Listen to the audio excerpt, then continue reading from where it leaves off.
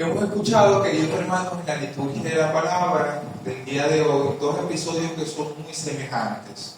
El prodigio de la cura de Naamán en el Antiguo Testamento y la cura de estos 10 leprosos del Nuevo Testamento. Naamán, que también padecía la lepra. Y la lepra en la época del Señor era signo de maldición.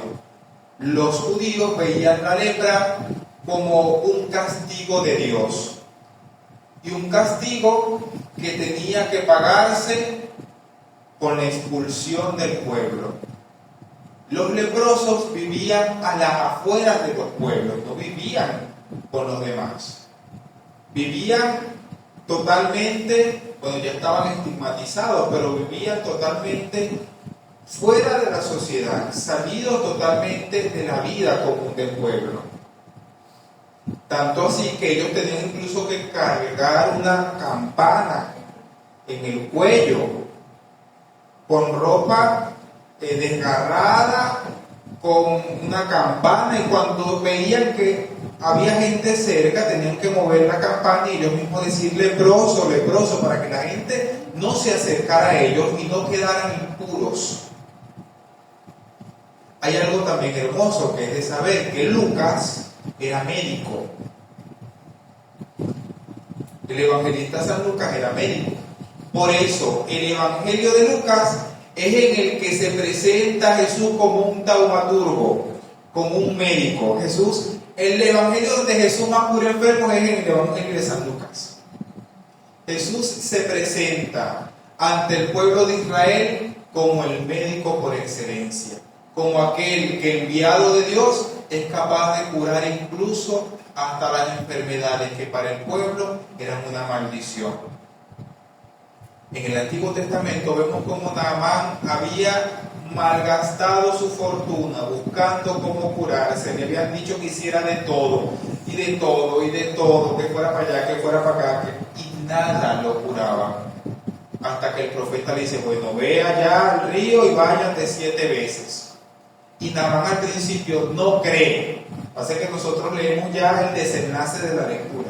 Pero al principio, Naamán no cree, va a decir, yo he hecho de todo y no me he curado. Tú dices que yo me metí en ese río 7 veces y me voy a curar. Tú estás loco. ¿Y cuántas veces Dios en nuestra vida no nos pide cosas sencillas para nuestra curación, para nuestra salvación, para nuestra santificación, y nosotros somos sordos a la voz de Dios? Nosotros no creemos a veces que Dios nos puede salvar en la sencillez de la vida. ¿Cómo así? Dios puede salvar a alguien que está sumergido en la avaricia simplemente con un gesto de caridad y de cercanía para con un pobre. Pero muchas veces Dios salva en esas pequeñas cosas. Dios salva en la cotidianidad de la vida.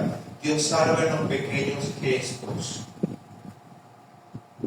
Dios salva, pero tú te tienes que dejar salvar y dejar que Dios te transforme por medio de lo que Él te presenta en la vida cotidiana. En el Nuevo Testamento vemos ahora que son 10 leprosos, ahora no uno, ahora son 10. 10 leprosos. Y esos leprosos no tienen nombre, porque esos leprosos somos nosotros. Esos leprosos somos nosotros, que hemos sido rescatados por el Señor, que hemos sido traídos por Dios a esta su casa, que como lo diría el Papa Francisco, es hospital de pecadores, para ser sanados, para ser vivificados de nuestras heridas y de nuestras llagas espirituales. Porque quizá ahora ya la peste de las llagas, todo eso ha pasado, pero ¿cuántas llagas no tenemos en el corazón? ¿Cuántas veces no estamos llenos de lepra en el espíritu? ¿Cuántas veces no seguimos siendo esclavos de nuestras propias lepras? Y eso nos hace vivir apartados de la comunidad. Apartados de la comunidad. Y aquí tenemos dos cosas. La primera, nosotros hemos sido leprosos salvados por el Señor. y que siguen curándose, que seguimos en este camino dejándonos que el Señor nos cure con su gracia, con los sacramentos, con la Eucaristía, con la confesión, con la palabra, con la caridad. Dios nos sigue sanando. Pero también están los otros leprosos que no han sabido llegar al hospital y que están afuera, que están apartados de la comunidad y que están apartados de la comunidad por nosotros mismos, porque nosotros muchas veces con nuestras actitudes, con nuestra forma de ser, los alejamos, porque muchas veces nosotros nos creemos perfectos, nos creemos los predilectos, creemos que este grupito ya está salvado y entre nosotros no falta más nadie.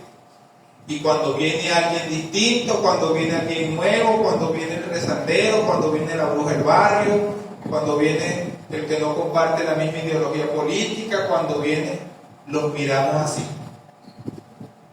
como que todo nos huele feo.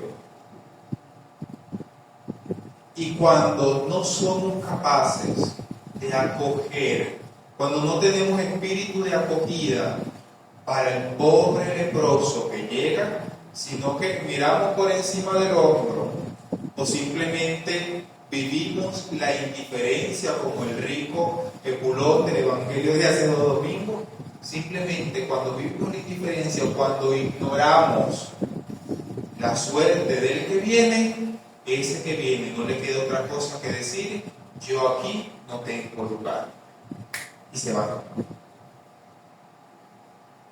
Y por eso muchas veces la iglesia y nuestras comunidades no crecen.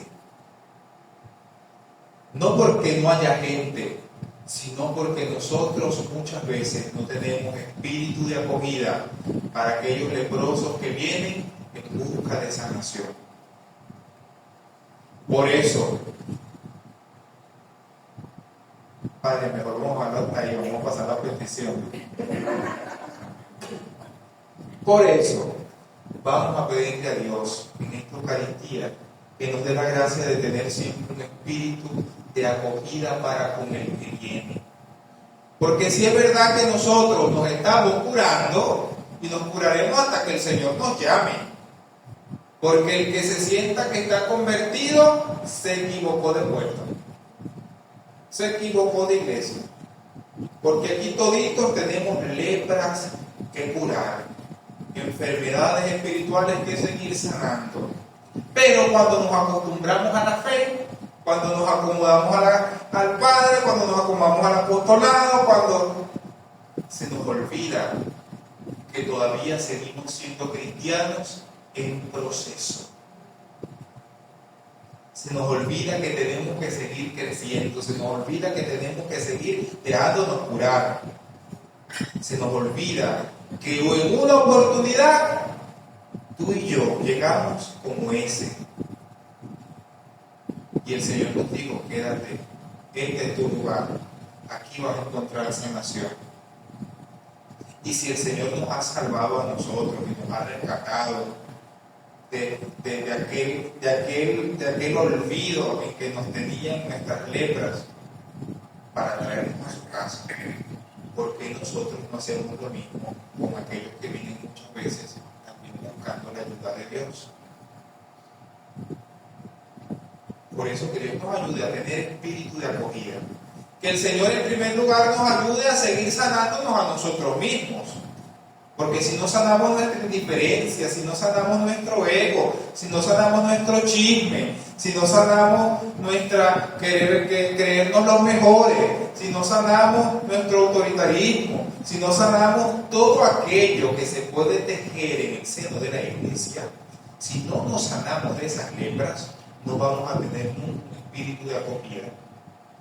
Solo podremos ayudar a sanar en la medida en que nos dejemos sanar por el Señor.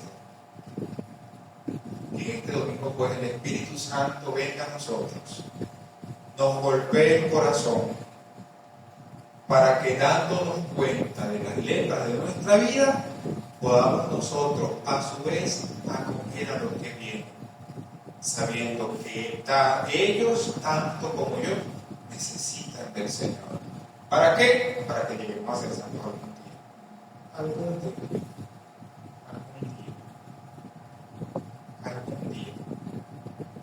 Quisiera tomar de este evangelio que al final solo uno se devuelve para darle gracias a Dios.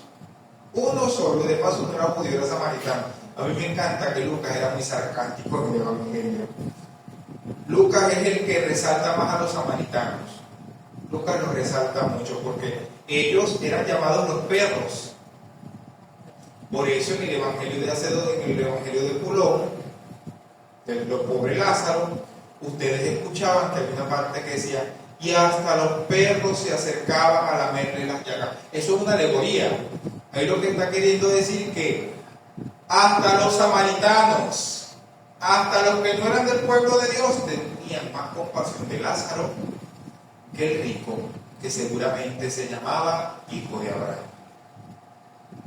Porque conocía a Abraham, era judío. Pero ¿quién estaba en los perros que se acercaban? ¿Los perros quiénes eran? Los samaritanos. Lo que eso está escondido, lo que hay subyace un mensaje más profundo. ¿Y cuántas veces nosotros no somos como Dios, como estos hombres malagradecidos para con Dios? Ahorita que se viene la canonización del doctor José Gregorio Hernández, voy a sacar esto a colación, no lo saco como soy yo. ¿Cuánta gente nos dice: a mí me curó el doctor José Gregorio? Ahí está José. ¿Tú sabes qué hace? Me hizo un milagro José Gregorio y yo le debo a José Gregorio, ¿y cuántos milagros a lo largo de la historia no se han entretejido en la devoción de José Gregorio?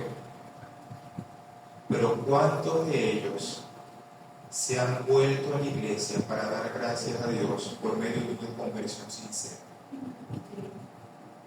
Ahí se la dejo. Porque cuando Dios hace un milagro en la vida, cuando Dios obra en la vida del hombre, el hombre no tiene otra cosa que decirle: Señor, tú me has dado tanto y yo te he dado tan poco. Y decir, y sale del corazón de manera espontánea decir, como muchos ayudados por el Señor: Señor, déjame servirte. Señor, déjame servirte. Señor, quiero vivir una vida distinta. Pero cuando uno ve milagros y la gente no se convierte y la gente sigue siendo igualita, uno dice: ahí no está Dios. Y difícilmente está la intercesión de los santos. Porque cuando Dios obra en la vida del hombre, el hombre se ve llamado por amor a un cambio de vida. A un cambio de vida. Por eso, ojalá que nosotros, por medio de las grandes bondades que Dios ha hecho con nosotros, por las curaciones que Dios ha tenido para con nosotros de manera espiritual y quizá corporal, nosotros le sirvamos a Dios de corazón y con amor. Y que no dejemos todo simplemente en sentimentalismo. ¡Ay, qué bello! El Señor me curó. Le voy a prender a José Gregorio una vela, le voy a poner una taza de café. Dice José Gregorio bebe café. Y nos quedamos simplemente en el aparataje externo y no vamos a la interioridad de la fe que nos lleva a una conversión auténtica y radical. Por eso, mire el que tengo en la prueba se la pido. ¿Para qué? Para que, siendo agradecidos con el Señor, para que teniendo espíritu de acogida, para que dejando que el Señor siga sanando nuestros corazones, podamos convertir el corazón y llegar a la santidad, llegar al cielo, que es lo que el Señor verdaderamente nos tiene prometido. Amén.